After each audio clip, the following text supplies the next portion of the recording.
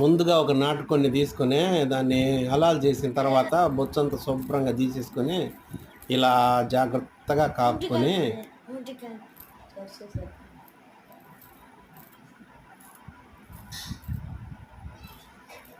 చిన్న చిన్న మోడికలు ఉంటాయి, అవి కూడా తీసేసుకొని గ్యాస్ పైన శుభ్రంగా కాపుకొని ఆ కాళ్ళపుడి పొట్టు కూడా అదంతా జాగ్రత్తగా తీసుకొని ఒకసారి శుభ్రంగా కడుక్కొని ఆ తర్వాత కాస్త పసుపు కాసిన నీళ్ళు కలుపుకొని మొత్తం కోడికంతా చుట్టంతా పూసి మళ్ళీ ఒకసారి శుభ్రంగా కడుక్కొని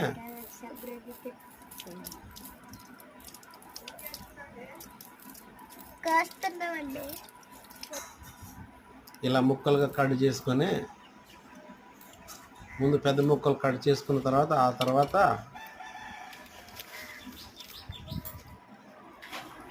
ఇలా చిన్న చిన్న ముక్కలుగా తర్వాత కట్ చేసుకొని అన్ని ఉల్లిపాయలని అవి ఇవి అన్నీ రెడీ చేసుకొని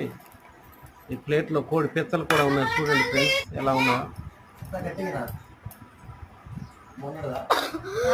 ఇలా మంచిగా శుభ్రంగా కట్ చేసుకొని లివరు, పిచ్చలు, కందనగాయ, చికెను, ఉల్లిపాయలు, పచ్చిమిర్చి, కరివేపాకు, ఎండుమిర్చి,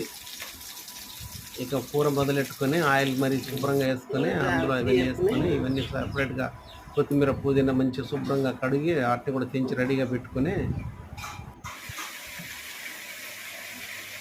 ఇంకా తాలింపు వేసుకోవడమే ఫ్రెండ్స్. మ్యారినేషన్ అలాంటిది ఏం చేయకుండానే ఇలా నాటుకొని కూడా వండుకోవచ్చు.